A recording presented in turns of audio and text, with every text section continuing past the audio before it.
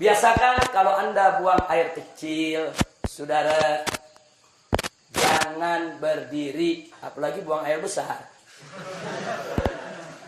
Buang air besar berdiri sih kelewatan, saudara. Saya cerita buang air kecil. Kenapa saya cerita buang air kecil? Karena sekarang ini saya lihat sampai-sampai di masjid-masjid, kadang-kadang tempat kencingnya juga disediakan yang berdiri, saudara. Nggak pantas.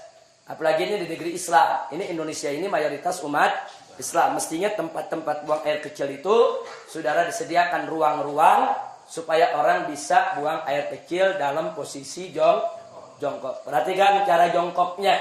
Perhatikan cara jongkoknya. Perhatikan. Sengaja ini saya tarik biar kelihatan kakinya.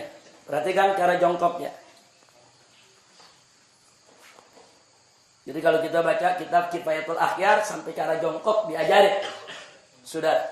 Nah, cara jongkoknya itu perhatikan. Jadi ini kiri, ini kaki. Jadi kita punya paha, ini pantat kita, ini diri di atas kaki kiri. Ini tegakkan. Begini cara buang air kecil. Seperti ini.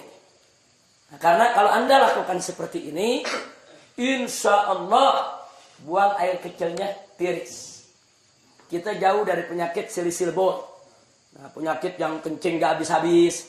Sebab kalau Anda tidak tiris, ya perasaan kalau kita jongkok aja biasa, kencing, selesai. Saudara, nah begitu selesai, kita ambil wudhu dan lain sebagainya. Tanpa terasa, kadang-kadang air kencing masih keluar. Ngetesnya gampang. Cara ngetesnya, Anda kencing jongkok biasa.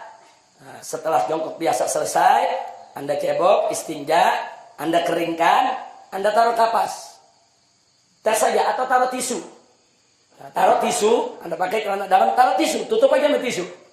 Habis itu Anda wudhu, apa segala macam, Anda mau sholat. Buka lagi, lihat tisunya. Ada tetesan air keluar lagi. Itu kalau kita mau ngetes, bener gak ini keluar lagi? Jadi kalau orang yang buang air kecilnya tidak tiris, akan keluar lagi. Nah, maka itu supaya tidak keluar lagi, perhatikan, ini seperti ini akan tiris. Seperti ini. Nah, setelah seperti ini buang air kecil, kita bungkukan sedikit. Nah, kita bungkukan sedikit. Nah, boleh sekali-sekali kalau masih berasa ada, kita tukar posisi. Nah, sekarang kita di kanan, kiri yang tegak. Tapi ini bukan posisi utama, bukan. Posisi utama yang tadi. Posisi utama yang tadi. Ini cuma untuk menggoyang kita punya kantung kencing. Supaya kantung kencing kita ini kegoyang. Digoyang begini. Balik lagi. Nah, tapi ini yang utama. Ini kalau begini kita kencing, insya Allah tiris. Tidak akan tersisa lagi. Kira-kira jelas tidak? Ditambah lagi dengan jari kita. Kita tekan bagian bawah sebelum bagian dubur di bawah ada, kalau kita tekan keluar lagi. Keluar lagi itu cairan. Tekan sedikit. Nah, yang ketiga, istibra. Apa istibra? Dehem-nya bukan dehem dengan tenggorokan. Bukan dehem dengan suara dada. Dehem dengan perut. Perut. Jangan pakai dada. Enggak. Coba lihat, ada bedanya nggak dengan dada sama dengan perut? Beda. Coba pakai perut, gimana deh?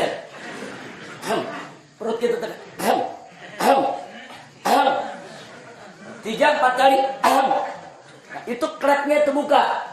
Kita dehem, klepnya terbuka, dia akan tiris air kencingnya. Kira-kira jelas? Habis itu baru kita istinja. Jadi Islam ini indah. Sampai cara kencing diajarin.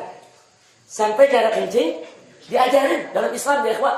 Dan ternyata para dokter mengakui. Para dokter itu mengakui ternyata betul memang posisi itu membuat bukan hanya kantung kencing, membuat ginjal kita di posisi yang benar untuk membuang daripada air seninya. Jadi posisi ginjal nih, saudara, memang seperti ini. Dia jadi seimbang posisinya kalau begini. Ginjal kanan, ginjal kiri. Saudara, memang posisinya begini. Jadi untuk ginjalnya sehat, kantung kencingnya sehat, dan insya Allah tidak menetes lagi. Kira-kira jelas? Nah, ini oleh-oleh pelajaran terakhir Mudah-mudahan manfaat untuk kita semua. Amin ya rabbal alamin. Tolong diamalkan, dijalankan supaya sholat kita bisa lebih tertib lagi. Tapi ingat, saya ini membahasnya cuma sangat singkat sekali. Nah, belajar lagi sama guru-guru kita. Tanya kita punya guru, tanya kita punya ustadz, tanya kita punya habib. Dengan kitab-kitab yang mereka baca. Bagaimana tata cara sholat, bagaimana rukun sholat, bagaimana tata cara wudu.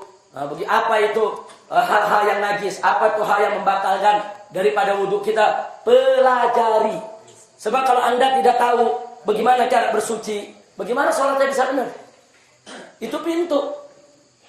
Sholat tidak sah kalau bersucinya nggak beres. Pelajari dulu bagaimana cara bersuci, bagaimana cara sholat. Jangan sampai kita tidak tahu. Sampai di sini jelas?